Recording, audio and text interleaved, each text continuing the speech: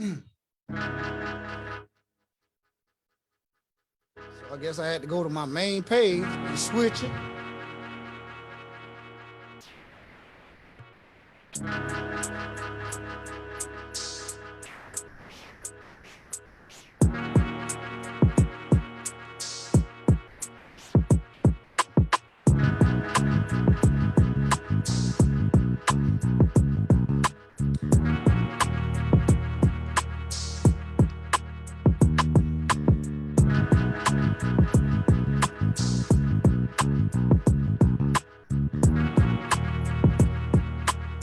Good afternoon, everybody.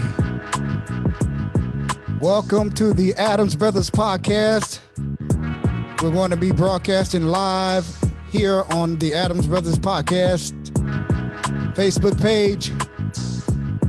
While we wait on people to come into the room, I want you to just bob your head to the sounds of our cousin John, DJ J. Rock Ramsey, up there in Bridgeport, Connecticut. Thank you for supplying us with these awesome beats right here that you're listening to right now. Cousin J. Rock Ramsey. Come on in, everybody. Everybody, come on in. Smash that like button. Share this live video to your page. We're going to get right into it here this evening. Enjoy your ride home with the Adams Brothers Podcast.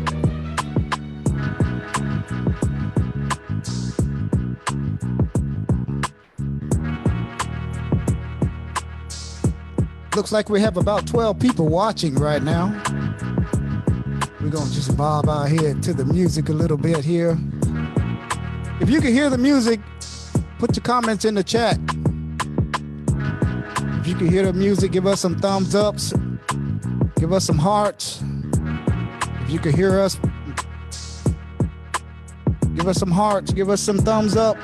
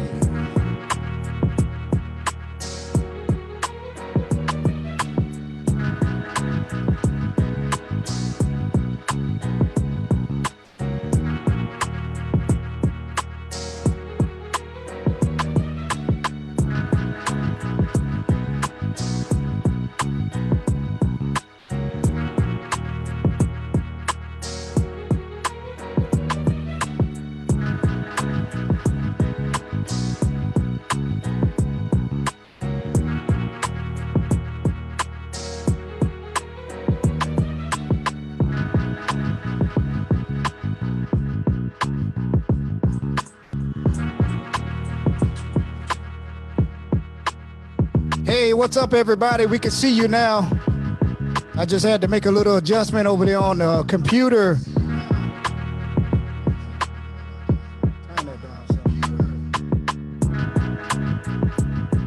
Hello, everyone. Welcome to the show. Hello, Mitchell Smith, Cousin Ella. What's up, Cousin Ella? Adrena.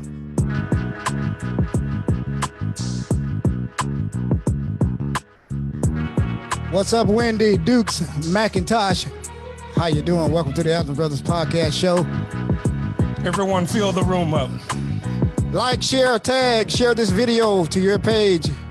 Call up your friends, get on the phone, tell them to come on and tune in to the Adams Brothers Podcast. We got a show here this evening that we think will be very informative to our listeners. Hey, Shay, what's up? You like that music? Yeah, real smooth. While you're bobbing your head, while you're bobbing your head, while you're bobbing your head. Yeah.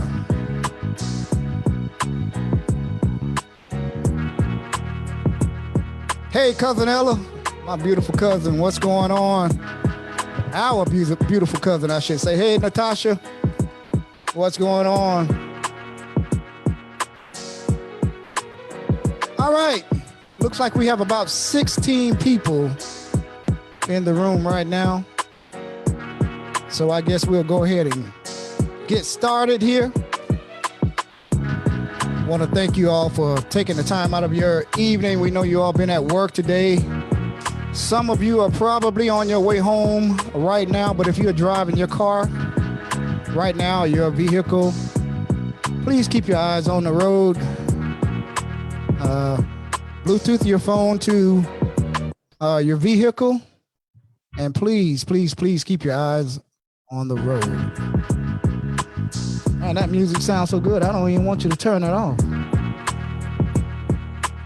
Cousin J Rock Ramsey up there in Bridgeport, Connecticut. Thanks again for these beats, bro. We love you, cuz. All right, go ahead and lower the music here, and we can go ahead on and get started. As you all know, if you're watching live out here on Facebook, there might be a slight delay on your end because we could see a delay on our end. So if there's a slight delay, if we don't see your comment right away, we can see it on our screens here, and we'll eventually get around to your comment. If there's anything that you would like to ask us, put it in the chat, or if you'd like to call the show, the number to call the show is 954-480-3209. Don't call right now. We're not taking calls right at this moment, but we'll let you know. We're going to be taking calls, and we're going to be talking about the release of Deerfield Beach serial killer Gary Ulysses Troutman. He's born and raised right here in Deerfield Beach.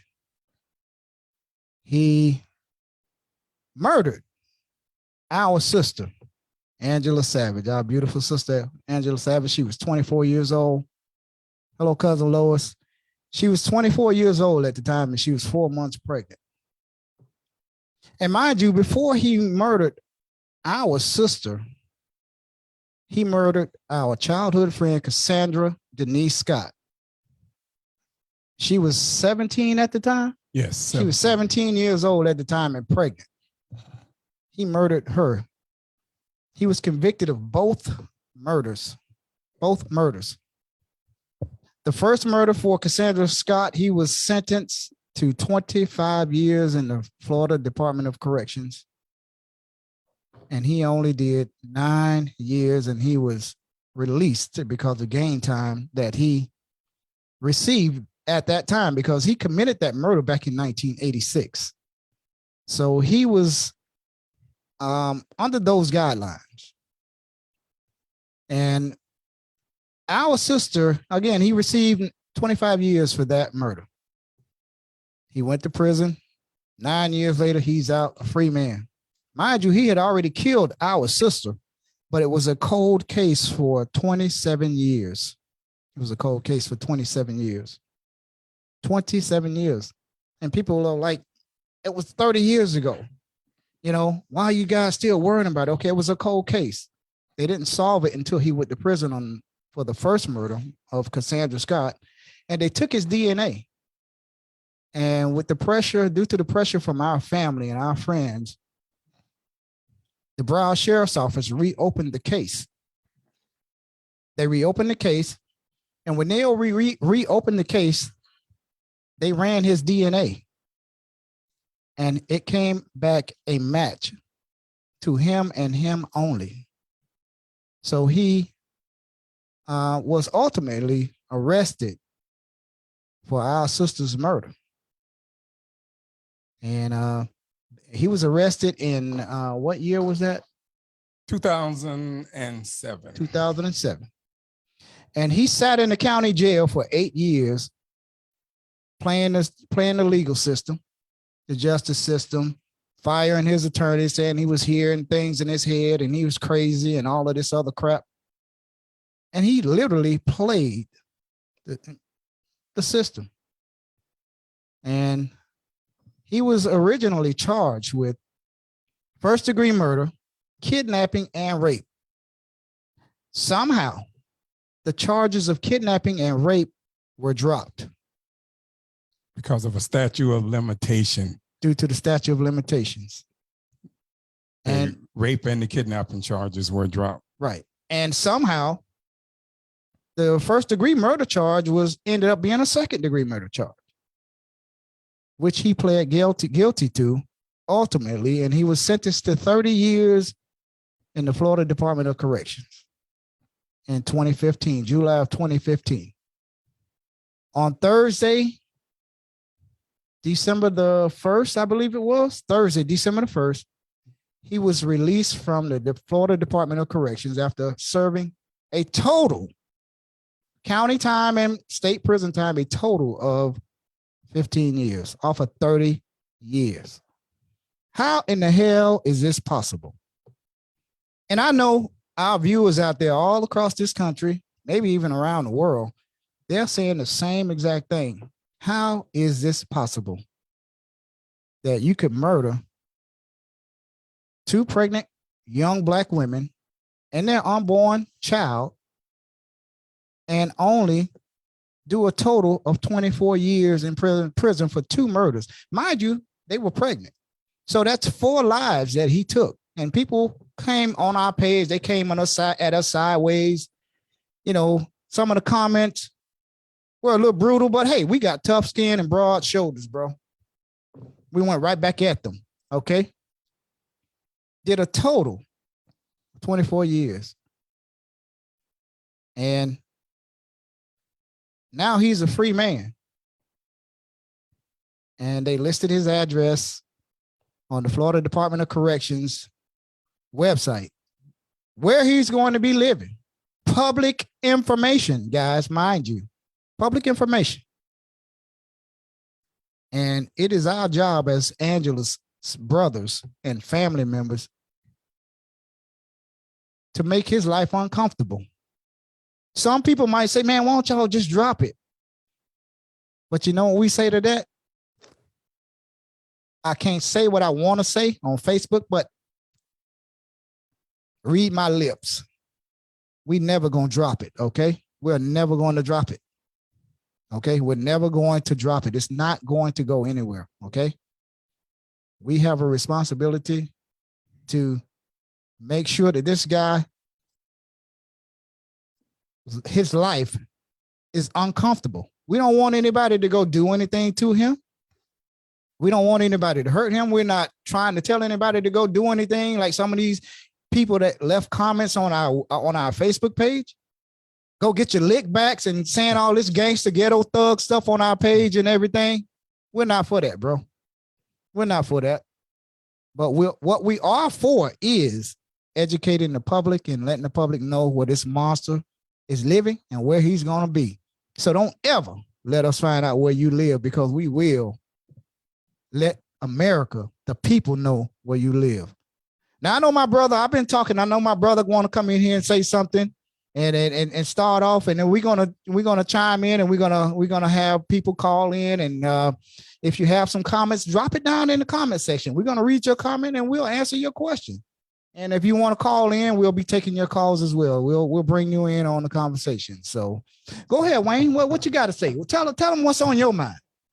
Well, actually, I like to start out and give everyone a timeline of how this started back in 1986. It was a weird day that particular day. I had just bought a new vehicle, and I was just trying it out, and I rode on my brothers and my sister's street. My brothers and my sisters lived right next door to each other in an apartment. And my sister and my brother neighbor at the time, Miss Eloise Fowl, I just happened to look over at the apartment and she waved me back. So I backed up, got out, and she told me, she said that your sister has been gone now for about 3 or 4 hours. And she said, your niece Stacy is here. So my sister had gave me a key to, just in case Stacy ever came home early, I would go and let her in when I got off of work. So I went to the apartment and I opened the door. When I opened the door, Dwayne Mitchell, my sister's boyfriend, was sitting in a chair reading a GQ magazine. I can still remember it just like it was yesterday. He was sitting there and he had his glasses on, and He was in a chair, a recliner chair, and he spun around in the chair and he looked at me, and I asked him, I said, "Where's Angela?" And he looked over the glasses and he said, "I don't know." And that started out the events that night that have led to anger and just heartbreak in our family ever since 1986. And after that, we all just started looking for my sister that night. I mean, we were all over the Deerfield area, just looking for my sister, just asking everyone, just asking, have anyone seen her? And no one had seen her at that present time. And as time went on earlier, we found out that my brother, he's deceased now, Ronald Savage, came home early from work that day. And he missed Angela in the store on the front street that Emma Jean used to run right on the front street. On the front street. And my sister came in there, I think she got a pack of cigarettes, and she had the baby and she left. And Ronald came in probably about 5 minutes later, if 5 minutes, maybe 5-6 minutes. And clerk Red, his name was Red. I can't think of his name, but I remember we called him Red. And Red told my brother, "You just missed your sister by about 5 minutes." And my brother grabbed whatever he needed to grab, and he ran looking for her where we used to live at. Everyone that knows the Adams know we used to live directly behind the Diamond Club. Club Bailey. The Club Bailey, right back in the days. And so my brother went that route looking for her, and he didn't see her. So, Daryl, I'll turn it back over to you. Well, like you said, Ronald went looking for Angela, and he didn't see her. And mind you, this is only like 1 block away. And between Emma Jean Clemens, he had a little store on the front street up there. And 1 block away, she disappeared. Mind you, Gary Troutman at the time was living at, I believe, 143? Or 224? 224? Like that. Right. Southwest 2nd Street, right down the road from where we were living. And right where, if you know where the Baileys live at now, our good friend, the Bailey family, Courtney Bailey and all of them, he was living right down the road from there. He and his wife at the time, Katrina, they were living down the road from us. And we always knew that it was somebody that she had to know. If she would stop and talk to you, she wouldn't talk to strangers. No, not at all. And she had that mean look on her face. She had that mean look on her face, and she was strong as a bull. She would just sling all of us around, all of her brothers. She would just sling us around with no problem, especially me.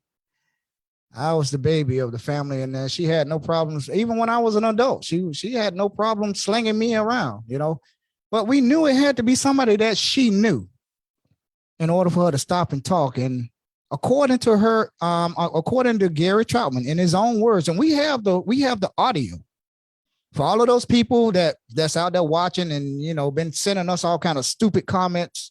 How do you know this and how do you know that? Well, this is over 30 years of collecting newspaper articles and talking to prosecutors and talking to detectives and putting in public records requests and listening to audio tapes and looking at gruesome pictures of our sister laying on the ground dead with her mouth open after she's been raped. So people want to come on here and say, how do you know this and how do you know that? That's how we know. Okay. We're not on here just hurling accusations at this person. This person. We're not doing that. We're not on here, trying to, whatever little reputation he has left. We're not trying to, damage his reputation further. It's already damaged. It's already damaged. He did that to himself. Okay. So we're just out here passing on facts. Okay. We have facts that we can back up, by what we're saying here on this live stream or anywhere. We could be on a radio station. We could be out in public.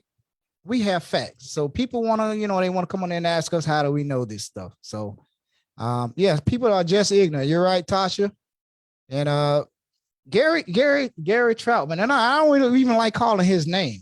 You know, I don't even like to give him the benefit of calling his name. And I hope he's out there watching. You know, and I'm sure they probably sent him, the thing that the notice that we put up that went viral. It's been shared over 10,000 times already. And I'm pretty sure he's probably out there watching. We're gonna make sure that your life is not comfortable, bro. Okay, you killed our sister.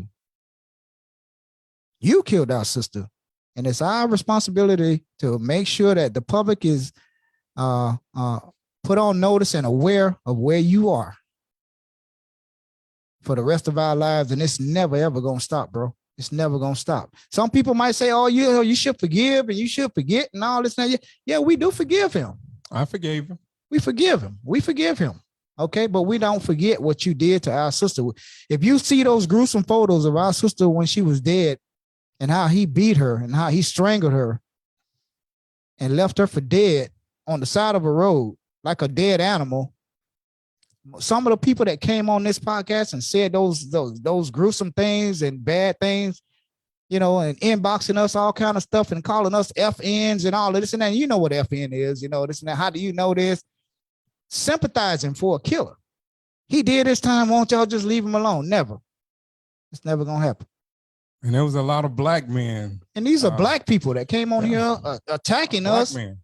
Few, not that many, but it was a few. It wasn't that many. It was only about 10 of them. But when you have an open public forum like this, we expect that. They do it to Roland Martin. They do it to Tariq Nasheed. They do it to, if you have a forum or the Breakfast Club, you have trolls that always troll your page and they come on and they say things to try and get you out of your character. And, we just block them, block them and go on about our business. We're going to keep on doing what we've been doing all of these years, fighting for our sister. And that's never going to stop. So, and then we're looking at some of the comments in the comment section, let me see if I can stroll back on some of these here because it's moving up kind of fast here. And I saw Elgin Jones. He came in, and Elgin Jones, by the way, he was the reporter that originally broke the story on our sister. When we heard that, we got the call that they had arrested Troutman. We got a call about 4 a.m.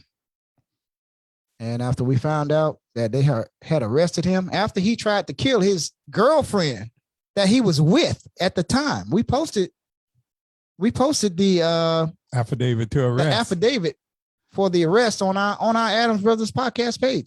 He tried to kill his girlfriend that he was with, and she got away and went to the police and told everything on him. After just getting out of prison for 9 years. After he had just got out of prison. Scott. For killing Cassandra Scott. He was trying to kill his girlfriend at the time. We have the confession of when he killed Cassandra Scott. And if it's okay right now, I'd like to play that. Well, let's just tell him a little bit about Elgin. Elgin Jones was the one that broke the story. And Elgin is going to be calling in here momentarily here. And we're going to bring Elgin in. And like Elgin said, if you look in the comments, it says in his letter to you all that he sent from jail, he said that he and his girlfriend had killed a lot of people. Yes. So these are his own words. Maybe he was just saying that because he was locked up and maybe he wanted to see his ex-wife get locked up or whatever. We don't know. We know his ex-wife, grew up with a plan in the street. Grew up with her, no beef with her. We don't have no proof that she was involved in it, even though he wanted to implicate her, but we don't have no proof of that. So we're not here to come at her or anything, Again, we love the Troutman family. I love all of the Troutman family members. In fact, my dad and their oldest brother is still very good friends right now today. So when we see Elgin Jones is calling in right now. So let's bring Elgin Jones in here. And let's see here if we could get Elgin Jones. To Elgin accept, press 1. To send a voicemail, press 2. Hello, Elgin, and welcome to the show, man. What's going on, buddy? All right. So we'd like to welcome Mr. Elgin Jones to the Adams Brothers Podcast show. Again, we were just saying that Elgin was the first one to break this story. And yeah, I remember after they got a match, it took them, I think, a couple of weeks to find him. They was looking for him. And what I was told is that he was homeless at the time, and that's why they had to look for him. And they finally caught up with him at a park in Fort Lauderdale. They did. They caught up with him at a park in Fort Lauderdale, and he was sleeping on a bench because he allegedly was trying to kill his then girlfriend. I'm not sure what her name is. I don't remember her name. Betty Thomas. Betty Thomas. And I believe she's still around, hopefully. And he was trying to kill her, and he was arrested in Fort Lauderdale On a park by Detective Vince Coldwell.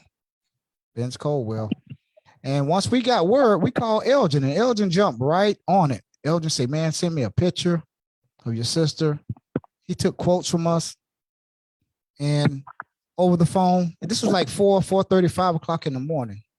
And I tell you, Elgin jumped on it, and he posted it on his South Florida Times website. At the time, he was Broward Times. He was working for the Broward Times at the time, and he posted it out there, and he sent it to every major news network in this country and around the world, CNN, you name it. And Elgin ended up winning an award for breaking that story. So Elgin, tell him a little bit about that, man, and then how you end up getting in on the story in your own words, man. Yeah, I did win awards for that, for breaking news and community impact.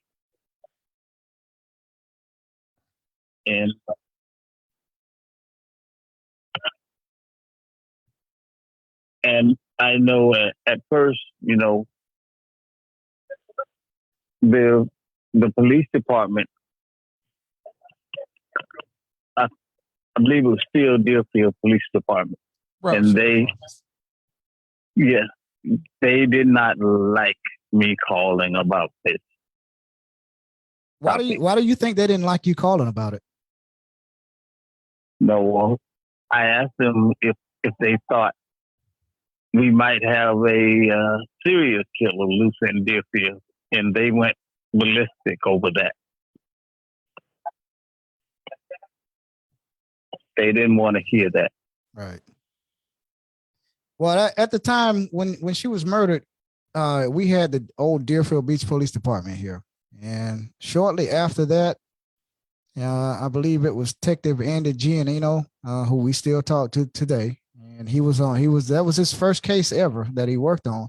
And I believe Detective Young was on it for a while, and some others, I can't remember. It's been so long. Joe Graham was there at the house that day. And Joe Graham was there as well. He did some work on it as well, but this goes way back, and Elgin was very instrumental in helping us get the word out of all of these years, and just to keep this story in the public's eye and on the news and everything. And again, we wanted to bring Elgin in because Elgin doesn't get the credit that he deserves. He's been a little bit under the weather here the last few years, but he's coming around, and hey man, we still praying for you, man, to get back on your feet, man. We know you're going to do it. You've been working hard, and man, I know you're going to do good, bro.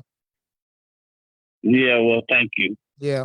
And again, man, thank you for, all of the hard work that you did on our sister's case, man. But, we're not going to stop, man. And we thank you and Susanna Bryan as well from the South Florida Sun Sentinel. She couldn't be here this evening. She had some more stories to cover, but we just thank you, man. Yeah, and, she published it. We had a story published today about it. Yes, the update. Yeah, she did. She wrote an article today. It will be, and for our viewers out there, it will be on it will be in the South Florida Sun Sentinel tomorrow. Yes, you can get that you can pick the newspaper up. Store, any newsstand. Any newsstand tomorrow. So and I posted a link to the website, the article that's on their website on your page. Okay. And give us some thoughts, Elgin, on the case about what you think. from what you saw over the last? I think the prosecutors, they dropped the ball in a lot of areas. It was their responsibility to get the case in the court within the time constraint of the law. So the statute of limitation issue would not have mattered, but it did. And I don't see how you downgrade that many charges for someone like this. And he basically bragged. He basically bragged and boasted. The letter he sent you all from jail. He did. Talking about the number of people him and his girlfriend killed. Yes. That letter is a very chilling letter even for the people that's saying to forgive. You got to read that letter. Yeah. He sent that letter to my parents the day after he was convicted. He sent a letter in the letter stating about what my sister Angela wanted to tell her daughter Stacy before he killed her. Can you imagine that? Yeah. For those talking about forgiving and moving on. Again, we forgive, man, but we don't forget, man, how he taunted my parents, calling the house hanging up all time of night, when he was free roaming the streets, People don't understand, it's a lot of stuff, that my parents went through. Yeah, I think it's clear that he has a sickness, a disease, and he's in need of treatment. Right. Well, we certainly hope he get that treatment wherever he's at, and that he doesn't kill somebody else and ruin some other families. But we're out here to try to help put the word out and let people know, man, where he's at, how he's moving, what he did, because people, they don't read. They just come on, they see a picture of him and they read that he was released from prison, and all they see is that, hey, he was in prison. He did his time, y'all leave him alone. But that's not going to happen. Okay. It doesn't work like that, not with us. Okay. They don't know the things that he did, and how he taunted the family over these years, He could not live in my neighborhood. Yeah. Yeah, and again, you have a lot of people that will say, go and get your lick back, if they, street justice and all of this and that. We're not encouraging nobody to go out and do nothing to him wherever he's at.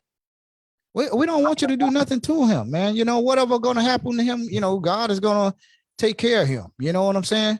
But we just informing the people, whether it's in Georgia, if he goes to Alabama, if he comes back here to South Florida, if anybody finds out where he's at, you all have the responsibility to let the public know that this killer is in your neighborhood. In that neighborhood that he's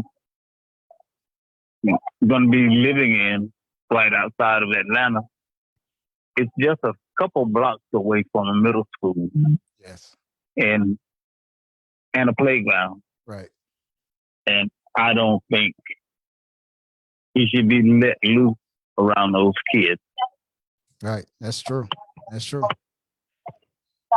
Well, hey, Elgin, man, thanks again, man, for calling in, man. We appreciate you giving your input, man, and thank you so much for all of your hard work over the years, and trying to help keep him behind bars, and all of the work that you put into when he was arrested. And hey, man, again, we wish you nothing but the best, man. You have our number, man. We just a phone call away, man, if you ever need us, man.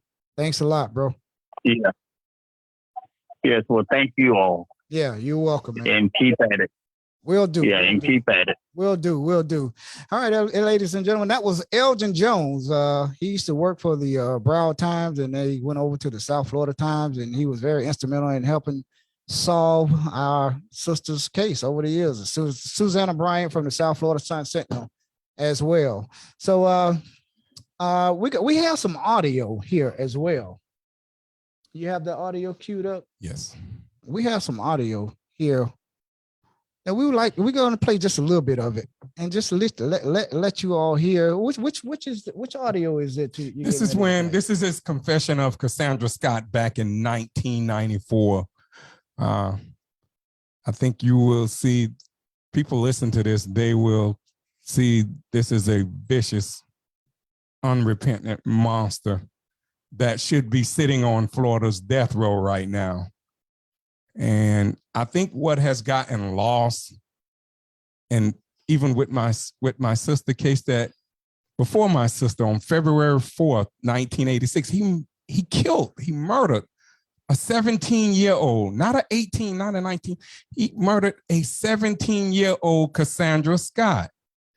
And I think her age has gotten lost over the years. I think she's being put like she was an adult, but she was a teenager. She's a teenager. Anyone else during that time would have received the death penalty. I don't even know how the cops dropped the ball in not getting him the death penalty. He admitted he set it up. I mean, the audio you're going to hear right now is very, very chilling. So we want to just warn you before you listen to it. These are the words of a killer, a confessed killer. These are his own words. I don't know if this is the one where he said how he snuck up behind Cassandra and put a necktie over her neck and how he strangled her. And I mean, it's just we want to just put this out there, how, why we won't let this just go with him. Just, he think he can just go out and roam free. And we're not going to let everybody know where he's at, where he's living and what he did. Okay. That's never going to happen. Audio.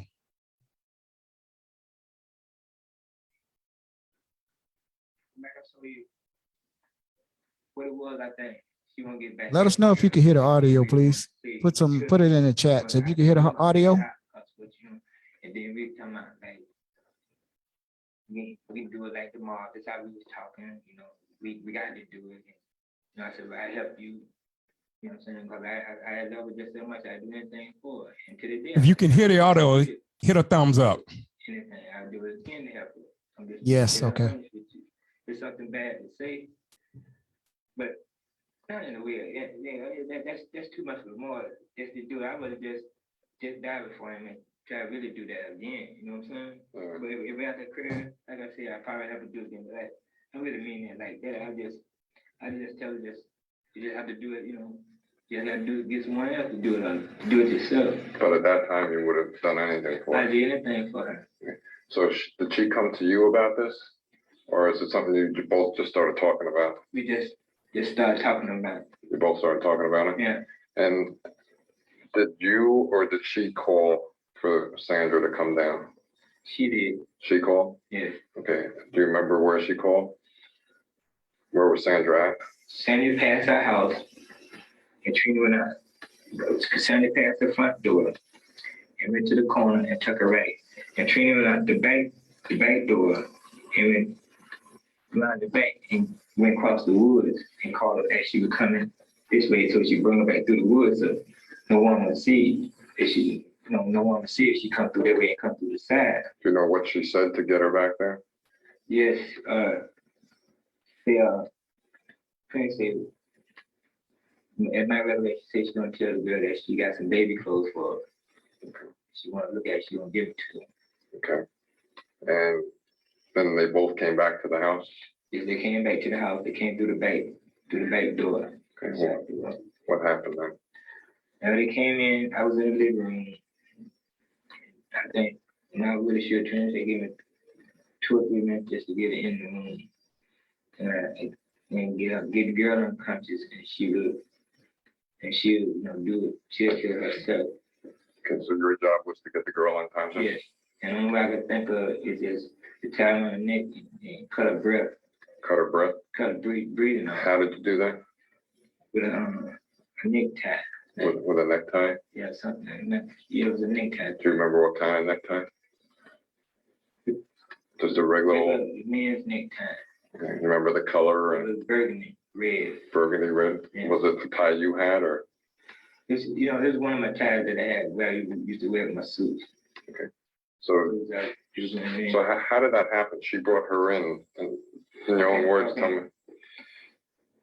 when they was in the room, I came back to the back bedroom and Trina, and I looked in, the girl back was turned against me, and Trina was, Trina could see me from the door, but the girl back was turned from the door, and I think she did, like that. So I came in, and then I had the necktie, and then for the round the neck, and I hold it, and then.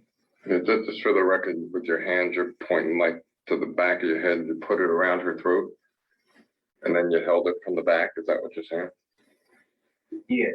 Yeah. I came from behind her. Okay. I came from behind her. So you were standing behind her? Yes, I came behind the girl. Okay. And Trina was in front, but she was struggling a lot. And Trina helped me held her down. While you were. She was kicking because the thing was, the tire was like stiffening, and then because she was steady moving. I said, Trina, I think she sat on or something. She helped me hold it down so I can get it right. Okay, so you're choking with the tie, and she's with your feet, you're motioning. She's like kicking. Yeah. And then you ask Katrina for help, and she helped. No, she helped me. In a way, she helped me. I don't know. Did I ask her? Okay. Or something like that. I know she helped me. Okay. Like that because she was kicking us. We're moving. Okay, what happened then? I said, roughly seconds. I don't know how long then, and she went out. She went out. Yeah, seconds or however long it was. Yeah, she went out. She went out a blank. She just went out. She went unconscious. Yeah, she just felt like fainted. We went out, and she was laying out there. So we placed in the bed straight because it was sideways because she was struggling. That's how I know that I came out the leg because she was sideways. And we sit up in the bed. We sat up in the bed, and then Trina got the pillow and placed it over the girl's face, and then Pillow from the bed. Huh? Pillow from the bedroom, or? Yeah, the pillow was eventually. Yeah. The pillow was already in the room. Okay, and she placed it over her face. Yeah, over the girl's face. What happened then?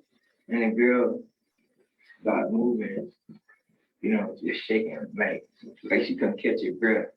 And then eventually after a while, didn't do no more kicking. And they just went through.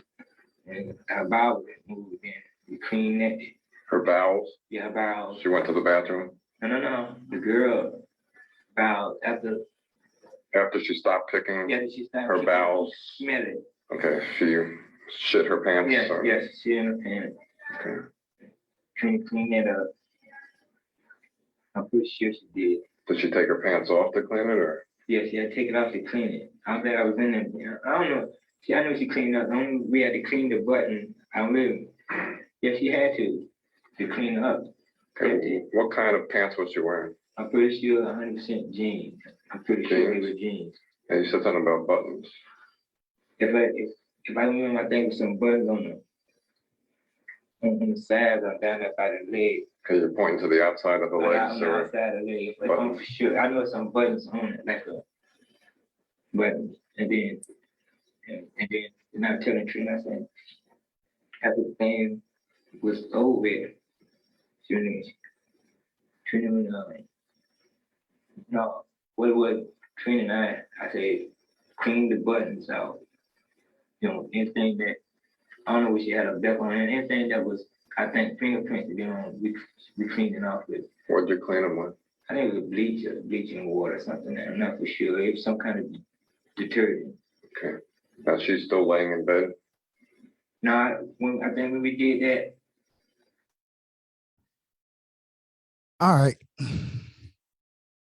Now I know you guys are out there, and I'm looking at the comments here, Tanisha and Mitchell and Adrena, Vanessa. These are words from a killer. They're describing how they set up, planned, stalked Cassandra Denise Scott, 17 years old, pregnant, and how they both killed her. and how she defecated on herself and everything, man. You hear the chilling words. How in the hell could you feel sorry for a person like this here? All you sympathizers out there that's been leaving all these stupid messages on our page about, leave him alone and this and that. How can you sympathize with the freaking devil like that? How? You want us to drop it? Bro, that ain't never going to happen. It's never going to happen, okay? It's never going to happen, bro. It's never going to happen. No. When I sit here and listen at this crap, how he stalked Cassandra Scott, my childhood friend, our childhood friend, who we grew up with, how he stalked her and killed her. In his own words. In his own words, implicating his ex-wife. No evidence that she was participated other than what he said. So we're not accusing her, but that's his own words. He's a sick individual. And would you want this person living in your neighborhood? How he stalked Cassandra. He never admitted to on audio that he killed our sister. But our sister was murdered the very same way. With a necktie. Dumped side the road by him. He admitted to doing it. Okay? So all these people that wanted to come on our podcast and leave all these dumbass questions, and comments about our sister on there, don't come for us like that, bro. Okay? Not on this podcast, And I apologize for using the A word, but the way they've been coming at us all week, saying that we should just drop it and this and that, and and it's only been about 10 people, and we put them on block. Okay. And just to sit here and listen to the words of him, how they planned out this murder, how they planned it out and carried it out. And my mom always say, my mom is a wise woman. She always say a leopard does not ever change their spots.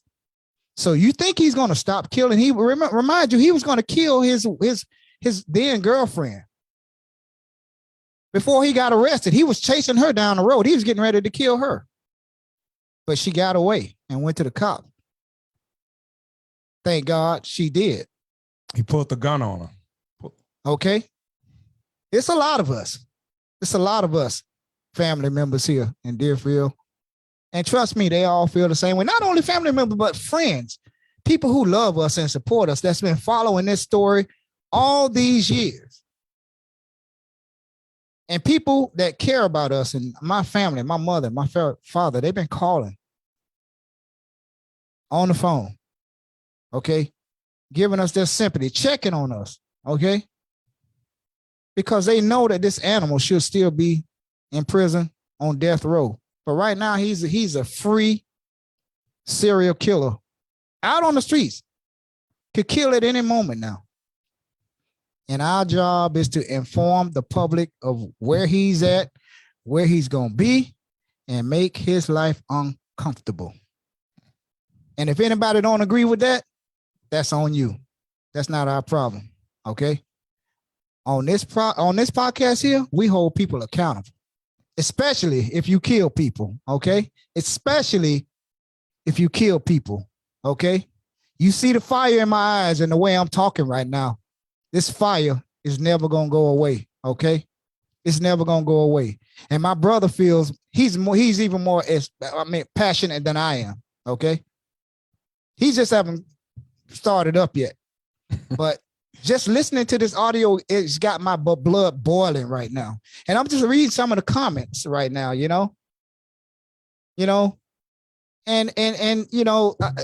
Murder should never be normalized in our community or anywhere in a free society. With my sister, we wasn't gonna let it go. When I tell you, anyone that has a family member that was murdered should never stop calling the law enforcement agency in your city or wherever you're at. I know my parents was up there at least once a month. I'm quite sure the sheriff and the Deerfield police got tired of my parents going there, tired of all of us calling. We never let up. We were relentless. I remember myself printing photos. People might remember photos of my sister in stores. I printed them up. I took them to every store in the Black community and in other communities. And I plastered this neighborhood with those pictures of my sister. I wasn't gonna rest. I mean, I can remember the police trying to implicate Dwayne Mitchell. And I think this is very important because Dwayne was accused of killing my sister, and they kept trying to convince detectives, not the detectives that you see on the shows with us, but it was detectives that kept trying to tell us that trying to convince us that Dwayne Mitchell had killed my sister. We never believed that. We never believed it. We kept telling them no. And it was rumors out that we accused Dwayne. That's a lie. That is a lie. If that was a lie, why did we keep searching?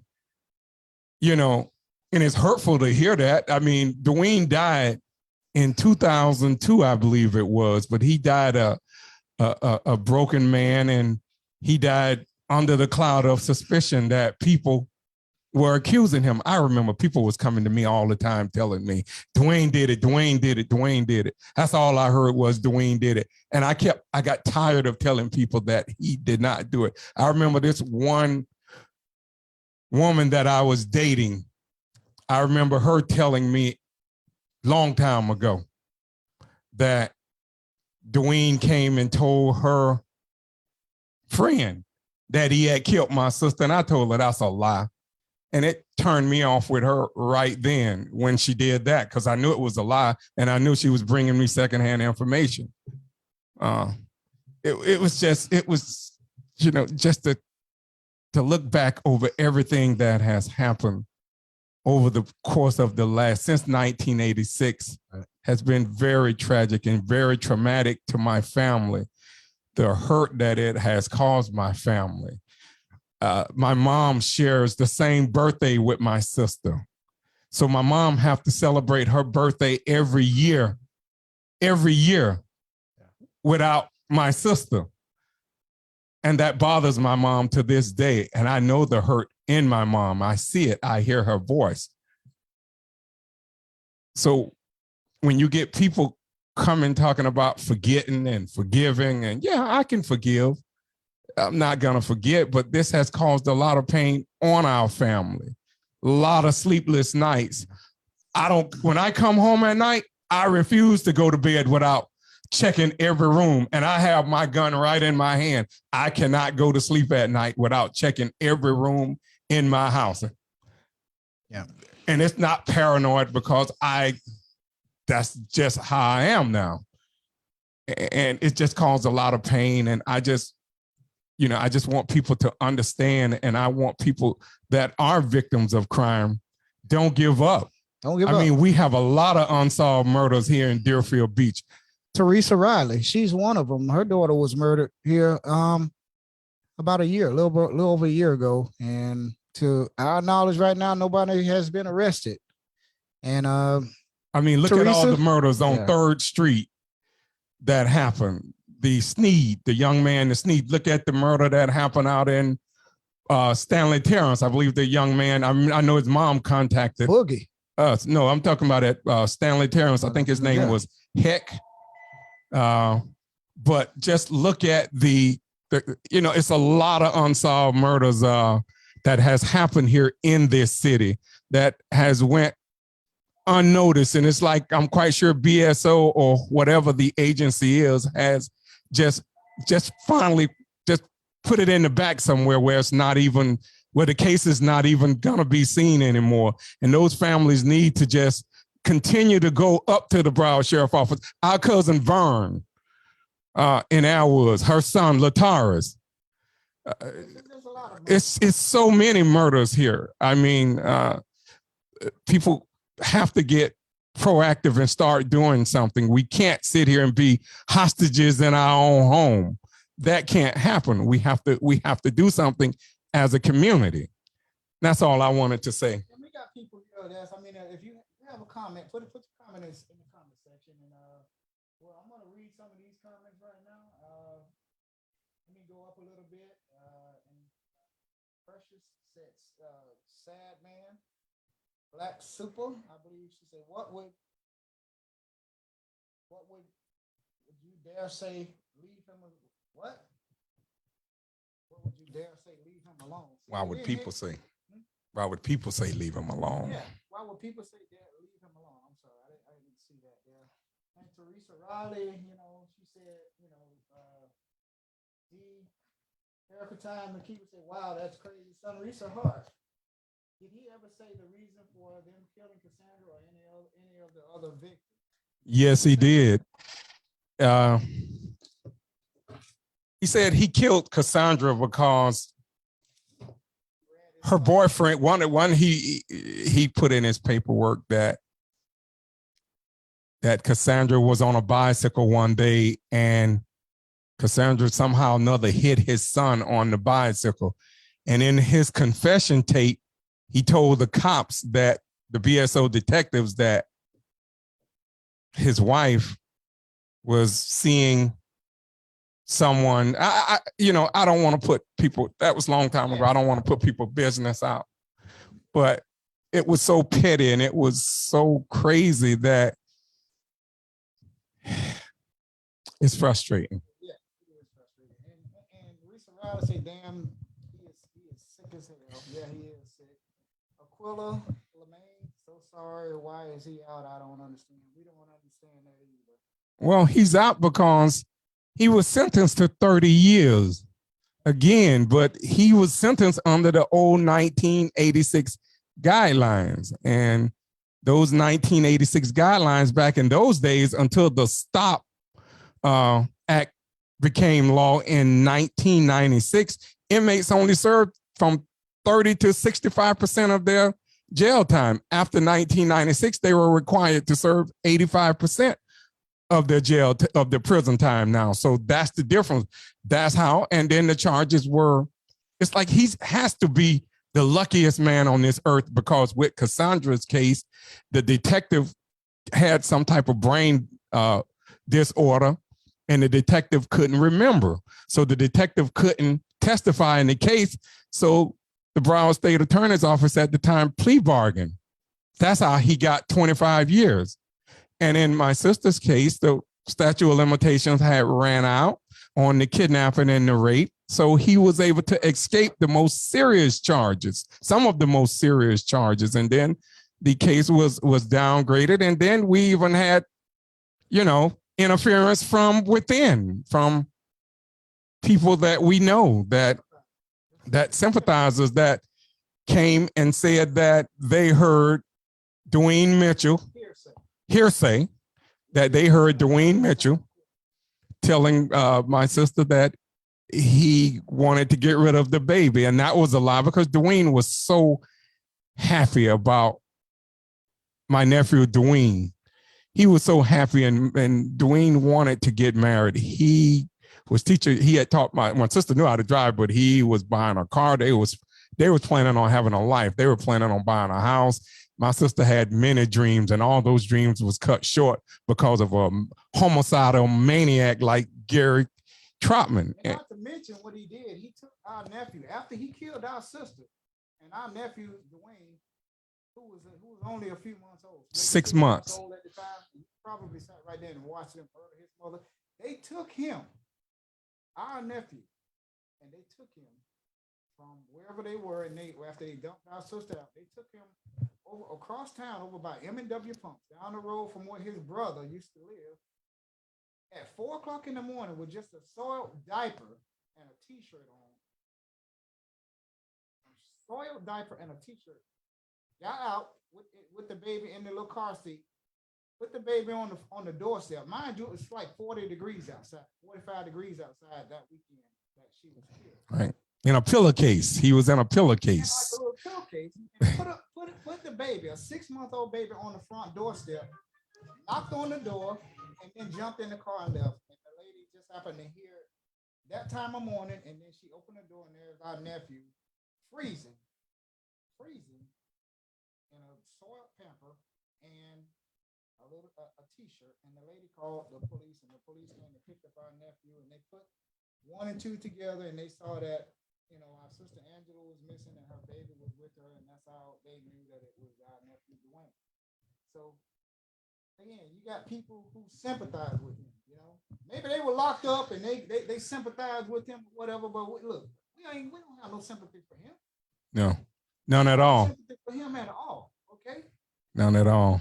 So you sliding on the wrong page with that, you know. You can just move on with that right there, because as you can see, we got a lot of supporters, you know. Our cousin Lois say, don't come for us at all. You right, don't come for us. We didn't call for you, don't come for us. But we're not gonna stop. Okay? Accountability is what this podcast is all about. And they definitely don't.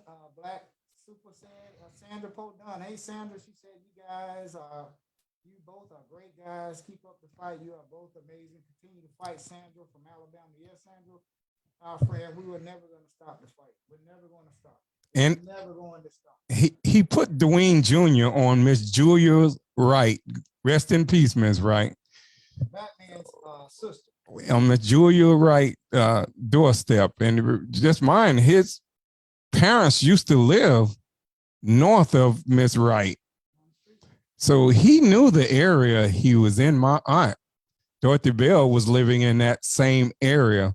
Troutman knew what he was doing. I mean, believe me, I have so many audios of him. If we just even had time, I mean, if y'all just heard some of the things that he said in the audio, I mean, y'all would really want to go put your hands around this man's neck. This man, he told the detective in 2008. He told the detective, Frank Elarouza, rest in peace to Frank. Frank died earlier this year. Right. He Thanks, Adrena. I got you. He told the detective that he'll be out in 10 years. He know how the system works. Yes, Floyd Madison was another unsolved murder here in Deerfield Beach. I mean, put them up. I mean, we would like to get all murder victims that's been here, especially in this city, on this podcast. We'll bring you in on this podcast because we want to help you solve it. We want to help the BSO solve it. We want to work with them, man. You know, if we out there, if there's people out there killing in the community, hey, we're not for that, man. We're not for nobody that kills people and take lives and everything from innocent lives. We're not for that, man. No, not here. And if you want to get in on the dialogue, you can call us here, 954-480-3209. We'll take a couple of calls here. And if you want to call in, if you want to voice your opinion, and we'll bring you in and put you on the air here on our show here. So again, 954-480-3209. If you want to call in and voice your frustration about this guy being released from prison. The lines are open. We have one phone line open right now. You can call in, and we'd love to hear from you. Speaking to the mic because they're saying they can't. Yeah, I spoken to the mic. Yeah, I had muted there. I'm sorry, guys. I had my mic muted there because the phone was ringing over there. But if you could hear me, just put yes in there right now. I turned my mic back on. I had it muted there momentarily. If you can hear me, just say yes. I can hear you. I know I can hear you very well in my headphones, so I know I can hear you. Right. Okay. Thanks, Mitchell. So yeah, I had my mic temporarily muted. So again, if you want to get in there on the dialogue, 954-480-3209, 954-480-3209. Call us up. We'll bring you in on the show. Thank you, Georgia Peach. Thank you, Linda Holloway. You can hear me. Yes, Sandra, you can hear me. Aquila, thank you. Yes, we can all. Again, so I mean, we have more audio. You want to play a little bit more? We're going to play a little bit more, and then we'll take a call or two, and then we'll go ahead and wrap this up here in a little bit, man. You know, share and share this video. Share it. It's going to be on our Adams Brothers podcast page.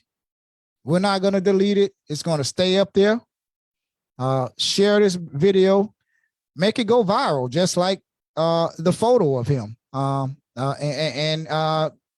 address. When I tell you this thing has been shared thousands and thousands of times, and people are still sharing it by the minute. All of those people up at in East Point, Georgia, where he's supposed to be residing at, that was part of his release when he was released from the Florida Department of Corrections. And this is, mind you, this is public record. This is on a public website where anybody could go on there and see this address, okay? And it's he's going to be residing in 2226 Dodson Drive in East Point, Georgia. And to my understanding, East Point, Georgia is just outside of Atlanta. And he was living in Atlanta years ago. And the time that he was living in Atlanta, there are some people missing, some unsolved murders. Yes. You can't count him out. So that was part of his release when he was released from the Florida Department of Corrections, is that he lists the address. Doesn't necessarily mean he has to go there. He's a free convicted, 2-time convicted serial killer. He could go and move around anywhere he wants to. He's under no restrictions. He's under no restrictions, okay? He's under no restrictions at all, okay? I believe he's in this Fort Lauderdale area. I believe he used that address as a ruse. I believe he's right here in South Florida for some reason. And I have stacks of documents. I have so much. I've been up late nights. Y'all just don't know the work that I put into this. I spent probably the last 15 years of my life compiling things against him. But I believe he's in that Fort Lauderdale area. That's where I believe he's at. I don't believe he's nowhere else. I believe he's right in that Fort Lauderdale area. Fort Lauderdale, Pompano, Deerfield. He's lived in all 3 of these cities. Lauderhill. Yes. So if you live in Fort Lauderdale, the Fort Lauderdale area, the Lauderdale Lakes area, the Pompano Beach area, Deerfield, Orlando. He's lived in Orlando. Again, around the Atlanta, Georgia, Decatur, around that area there. If there's some loved ones that people that came up missing back in the 90s and the 80s, he could be a suspect. I wouldn't rule him out. The detectives believe that he has killed more people. I mean, he made in the letter to my mom, he said in the letter that they killed, he said they. So he said they killed more people. His words. His own words. His own words, not our words. He said it, that they killed more people. So the detectives believe that he has killed. He left in 1986 after he killed my sister. He left somewhere between March, maybe months later, and he was up in Georgia, I believe, to around 1994. Believe me, the killing spree didn't stop here in Deerfield Beach. He killed someone up in Georgia. He knows that area very well. I would put anything on it that he killed someone up in that area. And, like I say, when people keep asking, well, why is he a serial killer? He killed 4 pregnant women. I mean, 2 pregnant women. Yeah, that's one of the questions they kept saying. 4 lives. It has to be 3 or more people to be a serial killer, where he killed 2 young Black women and they were both pregnant. That's 4 lives, people. Count it up, okay? That's 4 lives. How is he a serial killer and this and that? These people, Black people, come on here with some of the dumbest, stupid questions ever. And we put the links in the description, in the comment sections. All they have to do is go down the timeline, click on the links, and read the articles. Read the articles before you come on anyone's page. It doesn't have to be this website. This page. It could be anywhere. Read, Google, use Siri, use Google. Don't be a dummy with a smartphone, okay? Use the resources that are right at your fingertips. Read and comprehend before you leave dumb, stupid questions on a public forum. Yes, it's a public forum. We don't censor people unless we have to. But when you come on here calling us out about names and saying this and that, you will get blocked, okay? We don't need people like that on our podcast page here. We're trying to do something constructive and helpful in the community around here. And if you think you can just come on here and leave and say what you want to say on here, you got the wrong podcast page, bro. You're going to get blocked. Okay. Not on this page right here. You can go on those other pages and do all of that stuff and talk all that crazy gangster thug stuff that you probably got locked up for, but you won't do it here. Okay. You won't do it here. And again, to the Troutman family, again, man, they know who they are. They know who they are. I have several of his family members. They are my friends. I have their phone numbers. I talk to them. We text all the time. I love his family members. My family, my brother, my parents, we still talk to them and give each other a hug. They come to church. We give each other hugs. This has absolutely nothing to do with his family members. They are good people. They are good people. They really are. They are good people. But it's just that one devil. Gary Ulysses Troutman. That put a black cloud over the family name, and they don't deserve what they're getting. He put a black cloud over the city of Deerfield Beach. The city of Deerfield Beach in South Florida. Now, that Troutman family, they are very good people. I love them, man. Every time I see them, I'm going to give them a hug. That's how I am. There's no love or hate, and they know this. And we've talked about this many times. And it's always going to be like that. We love that Troutman family, man. But that one family member, no love at all for him, okay? We forgive him, but we ain't going to let you slide like that, bro. It's not going to happen. It's not going to happen. Again, if you want to get in on the dialogue, call us up, 954-480-3209. I think you're gonna play a little bit more audio. We're gonna play a little bit more audio before we get out of here, just to let you hear the chilling words of a serial killer. Play a little bit more. Actually, this is from one of the shows that we did. Right.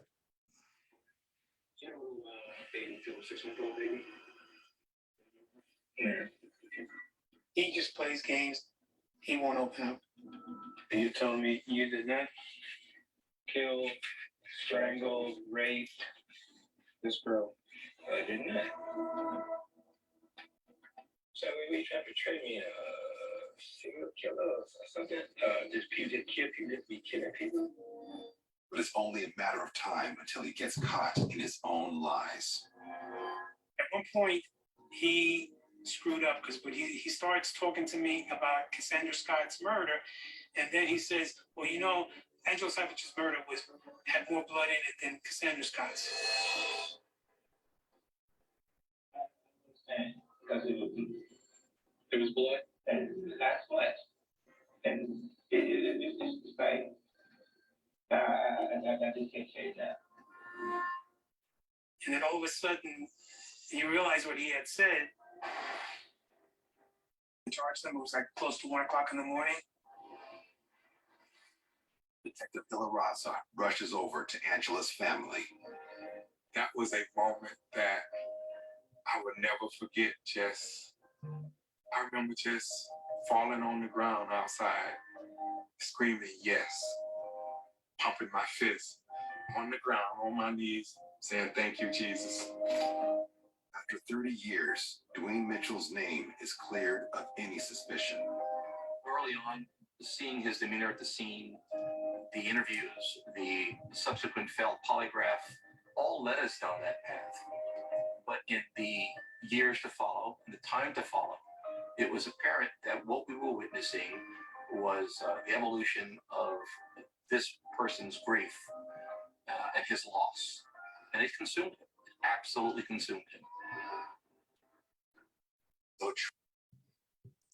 All right. Again, there's some more audio from some of his confessions and the interviews he did with some of the detectives from the Broward Sheriff's Office.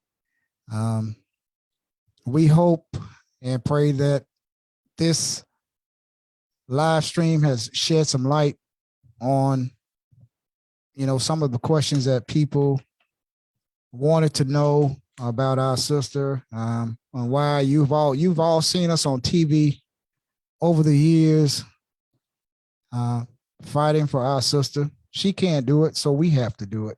And that's never going to stop. Hopefully, I mean, yes, he's a free killer right now. He's free to go kill again. Hope that doesn't happen, but we put the information out there for the people up in East Point, Georgia. Beware. Outside of the Atlanta, Georgia area, beware. Orlando, Florida, beware.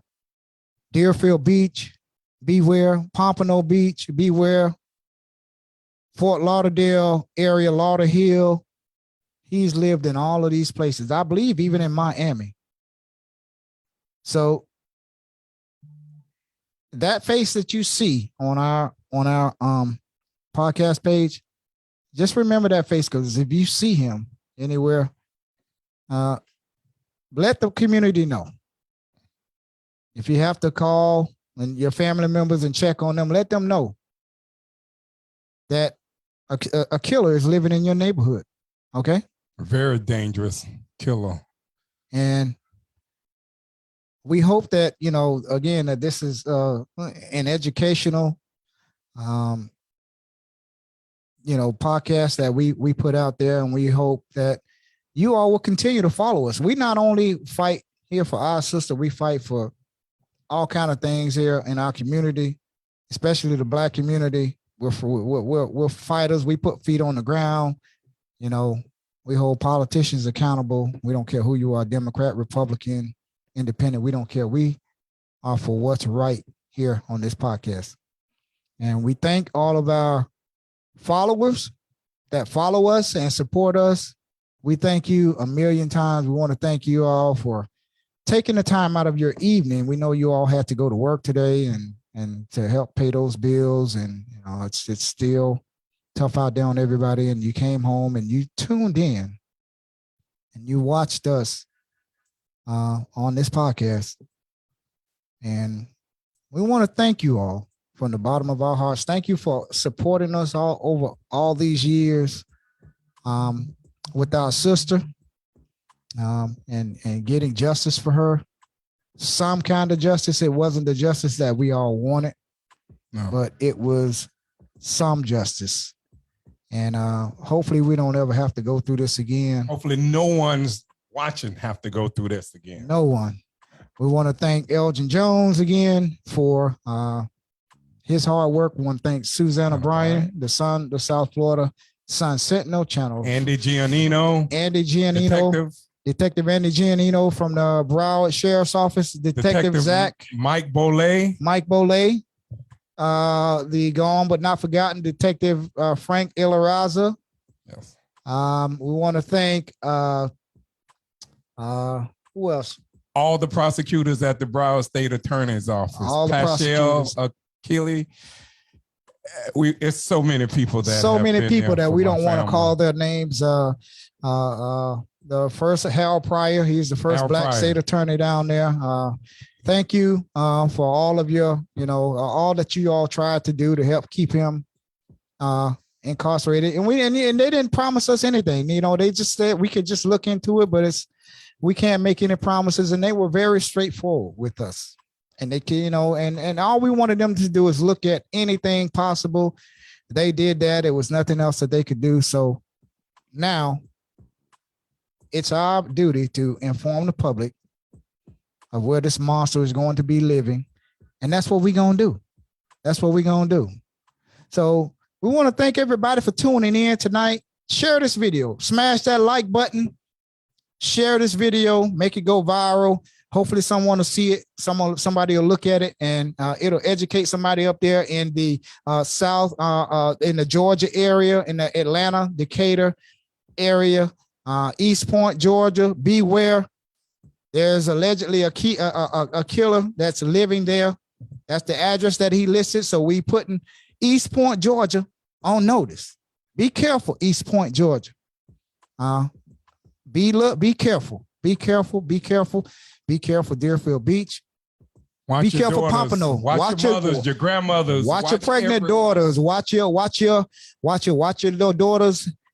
This guy has a flame that's still burning inside of him. It's just, hopefully it doesn't, get out of control. If you look at his face, it looks like someone put the hands of Ogun on him before he got out of jail. Looked like somebody put some hands on him before he left there, you know. And the family of Cassandra Scott. Thank you, Adrena. Shay. Thank you, Cassandra Scott's family. LaShella, y'all know her as Shell Anderson, Joanne Tony, Lorenzo Bummy Jr., Allen, Dee Dee. I can't remember Dee Dee's name. Shonda. Just everybody, man. You know, that whole, and we hope their mother, Elizabeth. Everybody call her Moochie. Yeah. That she got, you know, some sense of closure, you know, that, you know, she's gone, you know, but hey, we fought for everybody. We did what we had to do. We gave it our best shot, and we did what we had to do. We want to thank everybody for watching us tonight. Thank everybody for tuning in, and thank you. Thank you. We're gonna let y'all listen to a little bit more of our cousin John J. Rock Ramsey's vibes, and more to come. Stay tuned. 2023 gets even better. It gets better. Thank you all for watching. Thank you all for watching the Adams Brothers podcast. Y'all keep it tuned in right here. We're gonna keep it spicy. We're gonna keep it hot right here. Thank you all. We love you all. Now bob your head a little bit and vibe to this music, huh? Hey, hey, hey, hey, hey. Hey, hey, hey.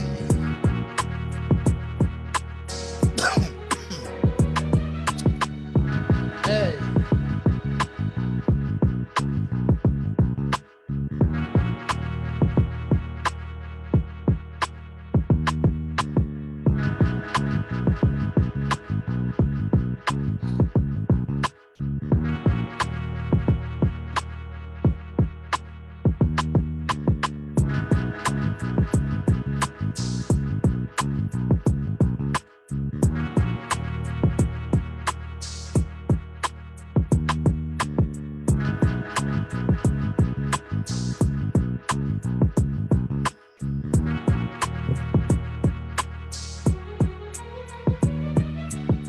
Hey, Cassandra, thank you. Thank you.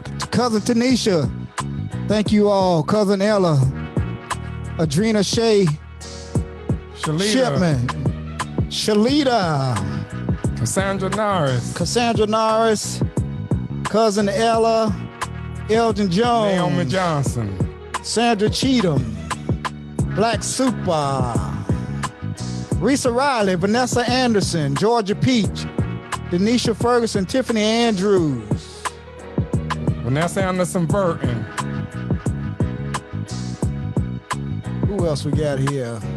Trying to stroll up a little bit. Linda Furline Holloway, Sandra Poe Dunn. Mitchell Smith.